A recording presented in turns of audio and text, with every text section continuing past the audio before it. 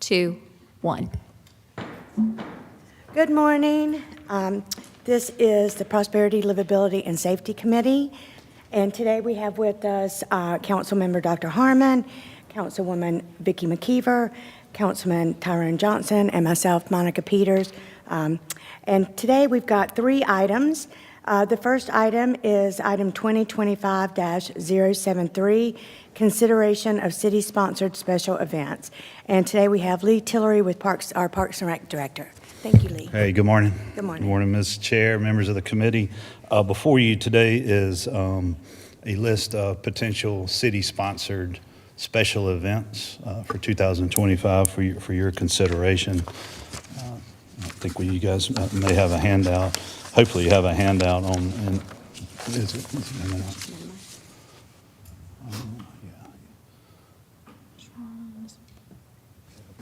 It's just really 2 pages, yeah. So in your agenda packet and on the screen here, you guys have some information on events that the city agreed to sponsor in 2024. As well as a list of recommended events for 2025. And in that information as well, too, you have some information on when those events would take place, the affected departments from the city, who those groups are, time of year, and the location of those events. So those are spelled out for you in your agenda packet. Also, in your information this year is I've already covered that. Okay. And so that information is up here. We do have a few notes. It's basically the same list as the events that were sponsored last year. I will note 3 items that are different from 2024 as opposed to 25. Last year we had an event listed as Art in the Park, but that event is actually Day in the Park. So that's coordinated with the High Point Arts Council. That event had been going on for many years. It did take a break during the pandemic, but that event is back. So if you see a difference in the 2 lists from 24 and 25, Art in the Park is in 24, but it's actually called Day in the Park. And that event is scheduled for 2025. The CVB did had an event called Maine in Color in 2024. That's not on the list for 2025. The International Food Festival that you'll see in 2024 did not take place, but that's now listed as Savor High Point in 2025, and the CVB is planning on that event taking place. So this list is pretty similar to what you had for last year. We wanted to bring you guys some more information on how it would affect the department, the related departments within the city, and I'm happy to answer any questions you guys may have. Does anybody have any questions? No, I have some conflicts, though. Because the Coltrane Festival is the Friends of John Coltrane, and I'm on the board of that. So I need to ask, not sure whether I need to ask for a recusal. And then, And did you say that you had a note about the responsible group for that one? do what now? Who's you said the responsible group? It's the Friends of John Coltrane, and I'm on the board of that. And that has Visit High Point listed in the Yes. presentation? So that should be updated, and you're requesting to recuse yourself? Yes. And then the Unity Festival is, I mean, it's basically a community group that does it, but D-Up is kind of the fiscal sponsor. I'm not on the board of D-Up, but I am a part of the planning committee. So I guess I'd like to be recused from that as well. Question, Yes, sir. Councilman Johnson here. Is there a reason why the Carl Chavis YMCA Juneteenth Festival is not on here for this year?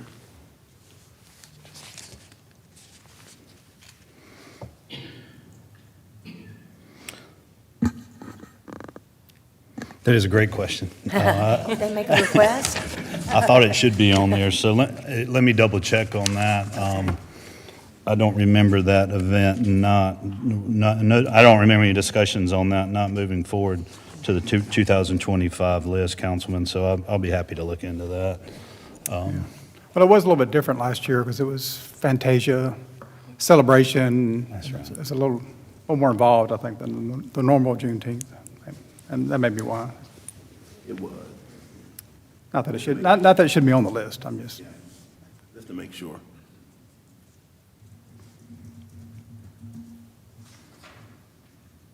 Any other questions or comments?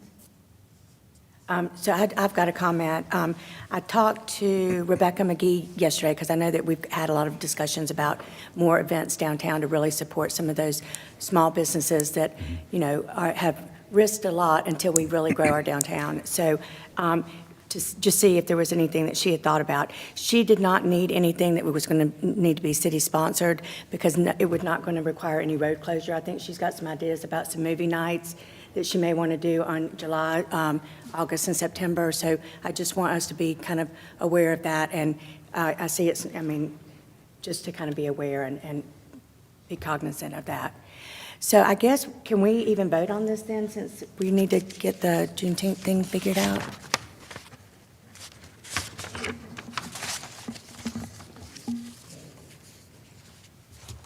I think you should direct staff to make the updates if they feel comfortable with that for those two that Councilmember Harmon reflected are incorrect. The Coltrane is actually Friends of John Coltrane, and then Unity, who the correct party is.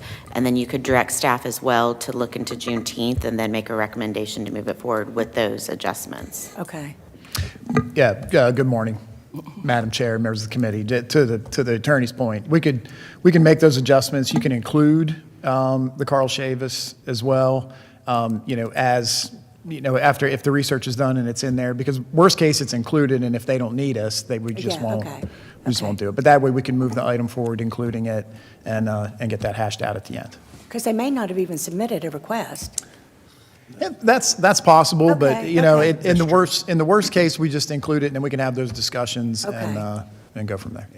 Okay, so then I'll make a motion to move forward with the adjustments that Councilmember Harmon brought up and Johnson brought up to approve the rest of the ones that are on the list. Okay, that's a motion. Is there a second? Second. There's a motion and a second. so do I vote on this or not? You, Sorry. for nonprofits, yeah, for nonprofits, you've noted your recusal with the clerk, and she'll put that in the minutes. It's all that's needed. Do we take that one out when we vote? Okay, and that is the John Coltrane Festival. Okay, so let's see, excluding the John Coltrane Jazz Festival, all the other. And the Unity. And the Unity Festival, okay, sorry. So Patrick Harmon will not vote on this one, so all in favor say aye. Aye. So that's 3, thank you. Okay, now for the others, There was no second. Yeah, well, the original, Councilmember Johnson, is your second still for that motion? Yes. okay. All right, so now we'll make a motion to approve all the rest with all The four? remaining ones? Okay, okay, now I'll make a motion to approve the remaining ones. Is there a second? Second. Okay, there's a motion and a second. All in favor, say aye. Aye. Aye. Okay, that motion passes, so we'll go to the next one. 2025-081. We've got, this is a presentation only, and it's about updates on the RAISE grant. And we have with us Greg Venable, our Transportation Director.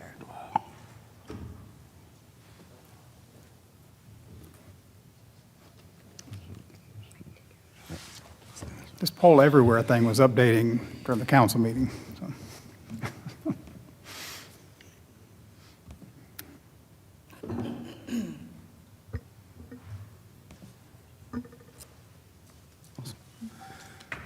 Thank you, Madam Chair, members of the committee. I want to give you an update on the RAISE grant project, what we call High Point on the Rise. I'll touch on the Elm Street portion of the project first, and then we'll talk about the Southwest Heritage Greenway. Just looking at that map there, just to give you some additional information, the project also at one point consisted of improvements to Cobain Avenue. So the Greenway runs down that section of Cobain from Main Street over to Armstrong Park there. So that project is complete, the Cobain portion.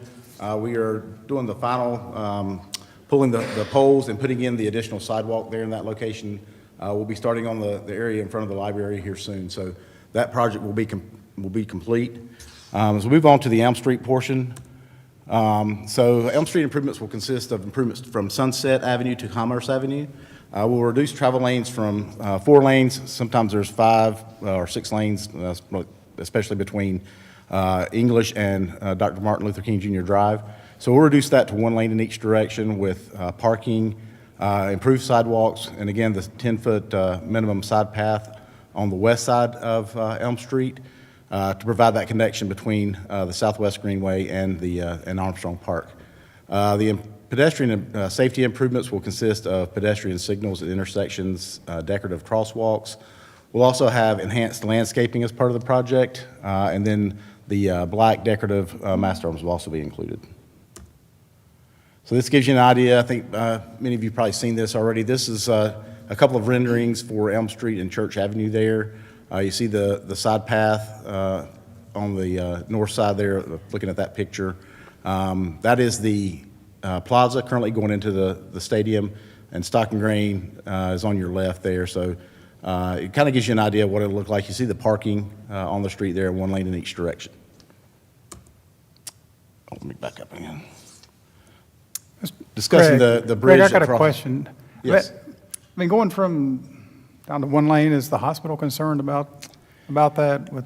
We've had discussions with them. It will not impact their service getting to the hospital and to the emergency room, so they are aware. We have a meeting scheduled with them probably in a couple weeks. Yeah. We'll discuss that further, but we've not had no concerns from them about that. You can see the bridge that crosses the railroad there on Elm Street, so currently it's 4 lanes through there. We did a structural analysis of the bridge. It will be able to handle the wider sidewalk, so currently there it's probably only about a 4-foot sidewalk that crosses that bridge, so this will make improvements to that bridge. It'll be a 10-foot side path. You have some decorative railing as well included with that bridge treatment. This is the design plans for Elm Street, so you can see the decorative crosswalks there. That's on the left, Church and Elm Street intersection. This is the landscape plan. I think you see some of the plantings there. So there in front of the plaza, we've kind of redesigned that. We're not going to have the plantings in that location or permanent plantings. That was what was proposed there. That's what was proposed there, early, but we decided, we wanted those plantings removed so that when we close down Elm Street and you have events there, people can walk freely through that area. We will have some removable planters there, so we'll have plantings there, but they'll be able to move those in and out as necessary, depending on what events we have going on. Also, there's the English and Elm Street intersection. You see the median there on Elm Street. A lot of plantings there. That's an existing median, so we'll redo that, put some plantings in there. There's some trees that will be included. We'll have to work with the consultant on the location of those trees, just so we don't have any interference with our signals and signal operations through there. But you can see the decorative treatments, the crosswalks. We use a treatment that's called Pave Way. It's a little better than just doing stamped and paint. So that's an actual treatment that they put down. It wears better. It holds its color longer. And we've done that throughout other intersections on Main Street. Those include that Pave Way type of treatment. So for the Southwest Heritage Greenway, it's a 10-foot wide greenway. It'll provide a needed connection from the southwest to Harville Park, Goldston Park, the typo there, sorry about that. The High Point Multimodal Transportation Hub, the High Point Medical Center, obviously Tourist Point Stadium. There's multiple commercial industrial uses along the Greenway. There's about 12 historic mill sites down through there that will provide connection to. Some of those are currently being reused today, and then Fairview Elementary School as well. So this gives you an idea of what that'll look like. The picture on the left there is from, I think it's the location of I believe it's High Point Transfer right there in storage. The back side of that building looking south toward Tryon. That kind of gives you an idea of what the greenway will look like through there. That's the old railroad bed that greenway will be on. And on the right there, it gives you an idea of the side path next to the roadway. There are certain areas where along Ennis where we'll have to have a side path as well down through there. So that gives you an idea about what that would look like. This is the actual design plans that we have for the project. On the left there, that's Commerce Avenue over to Jacobs Place. So you see the gray there. We have to make some improvements in front of Market Square where we have some handicap ADA accessibility issues, so we'll have to improve that. And then on Jacobs Place on the backside there, We're going to have to widen, to accommodate the greenway path, we'll have to, narrow Jacobs Place, new curb and gutter to accommodate that greenway going all the way over to Green Drive. On the right, you have, that's the roundabout at Vale and Cassell. You can see we'll have to widen there to, I think it's about 6 feet of sidewalk right now, 6 feet wide.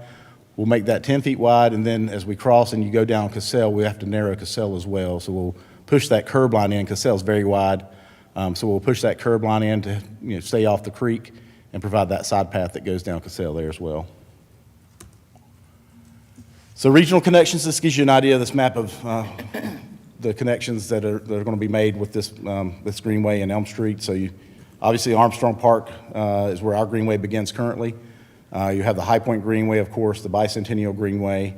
You have City Lake Park, and the improvements to the park recently that was done. It's a connection was made going across the lake with a timber bridge that goes across and connects to the greenway there. Piedmont Environmental Center, connections to the Great Trail State Spine. So a lot of that's in the gray that you see on that map. So some of that is under construction. Some of that is just planned at this time. And then eventually, this connection is made to Greensboro. So it gives a nice trail connection where you can travel from the southwest High Point to northwest Greensboro and stay on the greenway. So what have we done so far? So we had our public open house in November. Our Elm Street roadway design is complete. We have our greenway design that's, the alignment is complete. That's just those pictures I showed you. Hydraulics, we're still at about 90%, but we should finish that up in the next, probably within the next month or so. Greg, Railroad appraisals. Can you I'm explain what sorry. hydraulics means? So it's the drainage through the area, so if any kind of culverts or any crossings like that, it'll be taken care of. So they're working on that currently, and that should be completed before too much longer. Railroad appraisals, those are complete. Those are in the hands of the railroad right now. We have continued coordination with Norfolk Southern on this project, so we contact them weekly just to keep them updated on where we stand and to make sure that they keep it on their radar, right? So we have a lot of the Southwest Greenway that will run through abandoned railroad property, so that's moving along, and we'll keep in coordination with those folks to make sure we can deliver that project through those railroad corridors. The environmental document, it is complete. We are waiting on approval for that from the Federal Highway Administration. Meeting scheduled with the High Point Hospital. We have that in a couple of weeks. Part of the Elm Street project, so that project is mainly in existing right-of-way, but there are some areas where we need to purchase a little right-of-way, but there will be some impacts to the High Point property there where they have a lot of the crepe myrtles and things along Elm Street there, but so we want to make sure we coordinate with them on that. And then our remaining milestone dates. So I mentioned the environmental document. We hope to have that approval in April of 25. Right-of-way funding request in August of 25. Anticipate right-of-way completion in 2026. As I mentioned, not much on Elm Street, but the Southwest Greenway portion will have a lot of right-of-way purchased through there in coordination. Right-of-way, railroad, and utility certification. So once we get through all the purchases and get the property we need, it all has to be certified. So we'll have that in September of 26. Estimated bid date right now is November of 26. Now, these could shift depending on how some of this other stuff goes with right-of-way completion, right? So we hope that, we can move those up a little bit, but that's kind of what we're anticipating at this point. And then our construction obligation submitted, that should say probably by September of 2027. So we're trying to get that ahead of time, but that's our deadline that we need to meet for federal funding, is to have those funds obligated by September of 27. And then the planned open date for the project is August of 28. I'll be glad to answer any questions. Well, I've got a couple real quick, Sure. if y'all don't mind. So can you go back to that last slide? So planned open date of August 2028, does that mean the entire? The entire thing, Elm entire Street and the thing? Greenway. Okay. So Yep. then on the fourth item, the row RR and utility certification by September of 2026, does that mean that those railroad easements certified? That would be all of, so we'd have approval from the railroad, the certification for all the right-of-way purchased. So we have to certify all that. Once we purchase it, they have to certify it and make sure it's good and ready to go before they actually. So we're looking at a year and a half before we can even do the plan in the southwest area? Yeah, when you're dealing with right-of-way purchase, it can take a while. So that's really kind of out of our control. We'll try to move along as fast as we can, but when you're dealing with property owners and negotiations and right-of-way, it can take some Okay. time to do that. Well, just for the record, almost 2 years ago, we met with the Norfolk Railroad Southern guys. So I know that people say that this doesn't happen fast, but that's not fast. I mean, so anyway, and to look at a whole nother year and a half, I was under the impression that we were going to be able to start in August of '25. And now it looks like we're not even going to be able to start till the end of 2026. Correct, that is Okay. correct. Very disappointing, but anyway. And then a couple other things, and then I'll let other people ask questions. So Greg and I, okay, Yeah, okay. Good morning again, ma'am. Damon Duquesne, Assistant City Manager. That's not just the railroad right-of-way. That's all of the individual property owners, too, along the Southwest Heritage Greenway. So this is part of the process that can be frustrating for residents and folks whenever we have funds that come from federal sources. So, sometimes the project's in the STIP when we have bond projects that involve, either state roads or the requirements that come along with these funds.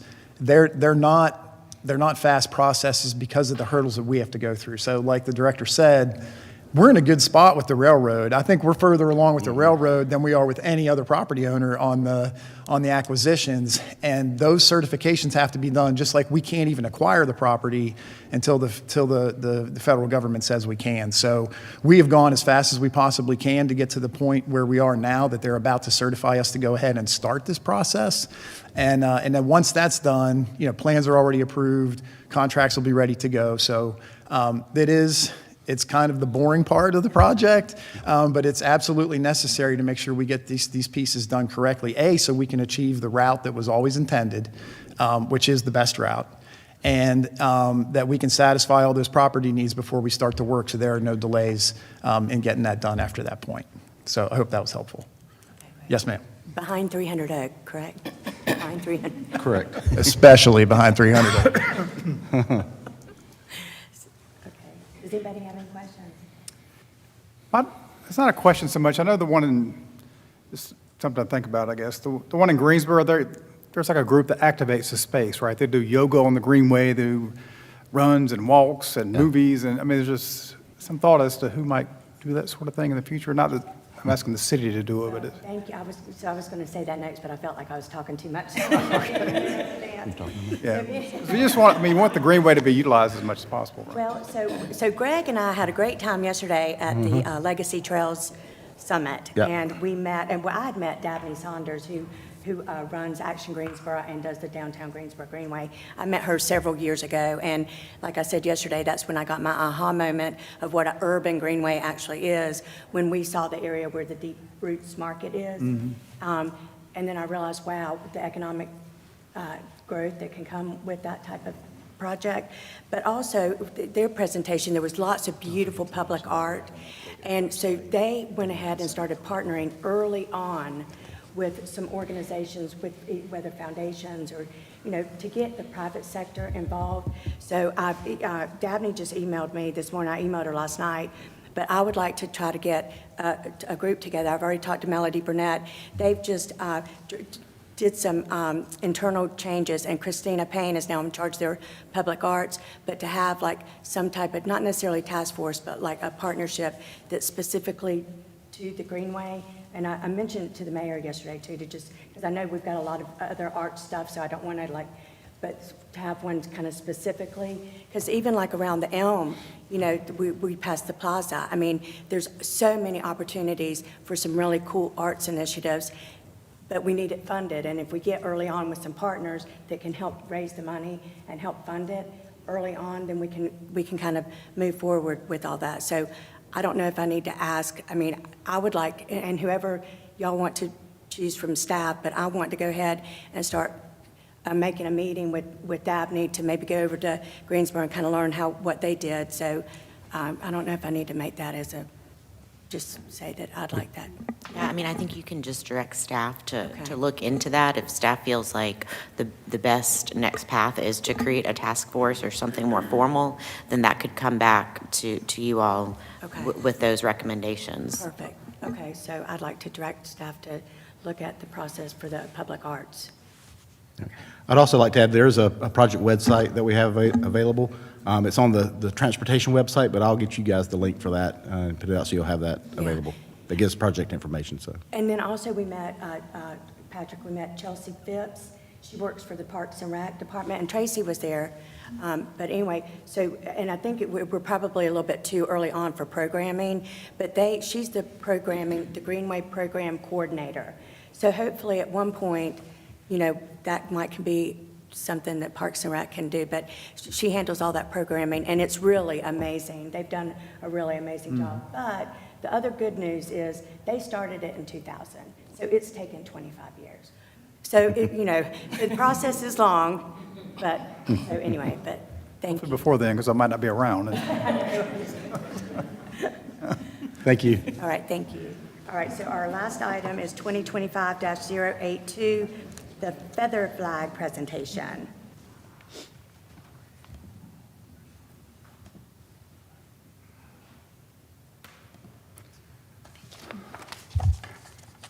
Good morning, Madam Chair and council members. I am Heidi Galante with the Planning and Development Department, here to give a presentation on feather flags. We were here last in September and gave an overview of what other similar communities allow for feather flags.